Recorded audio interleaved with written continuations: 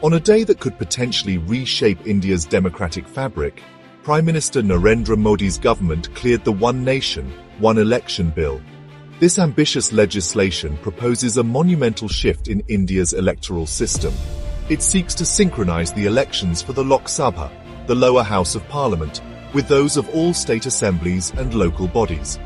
This move has ignited a firestorm of debate, with proponents lauding its potential to streamline governance and detractors expressing deep concern about its implications for India's federal structure and democratic ethos.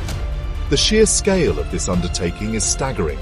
Imagine coordinating a single electoral event for a nation of over 1.3 billion people, encompassing a dizzying array of political parties and ideologies.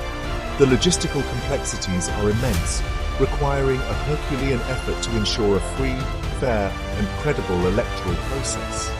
The stakes are incredibly high. Proponents of the bill, largely aligned with the ruling Bharatiya Janata Party, argue that it holds the key to unlocking greater efficiency in governance.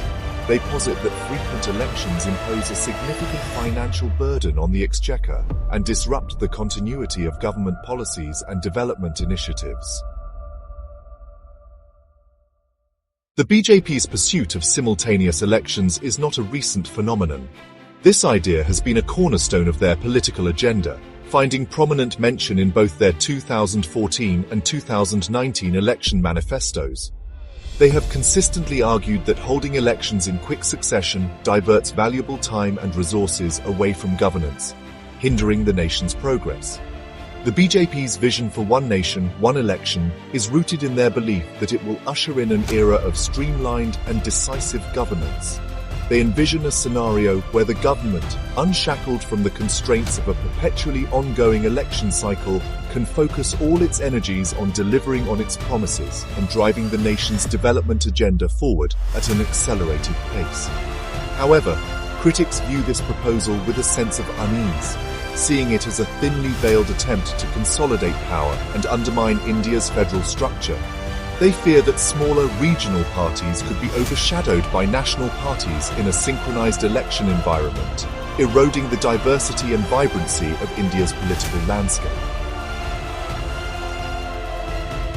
To navigate the complexities of implementing this ambitious reform, the government, drawing upon the recommendations of a high-level committee chaired by former President Ram Nath Kovind, has outlined a phased approach. This roadmap envisions a gradual synchronization of elections, starting with simultaneous polls for the Lok Sabha and state assemblies, followed by the integration of local body elections within a span of 100 days. The proposed timeline aims to provide a realistic framework for achieving this complex electoral synchronization. This phased rollout, the government argues, will allow for a smooth transition, ensuring minimal disruption to the electoral process and enabling all stakeholders to adapt to the new system. However, the road to implementation is fraught with challenges. The most formidable of these is the need to secure constitutional amendments to facilitate this change. The Indian Constitution, in its current form, mandates separate elections for the Lok Sabha and state assemblies. Amending the Constitution is no small feat, requiring a two-thirds majority in both houses of parliament and ratification by at least half of India's states. The One Nation, One Election bill has undeniably stirred a national discourse, highlighting the deep divides within the country. On one side, there are those who believe that this reform is a necessary step towards a more efficient and effective governance model. On the other, there are voices of caution, wary of the potential risks and unintended consequences. As India stands at this crossroads, the debate continues to unfold, reflecting the vibrant and dynamic nature of its democracy. Whether this bold proposal will ultimately be realized remains to be seen, but its impact on the nation's political landscape is already profound.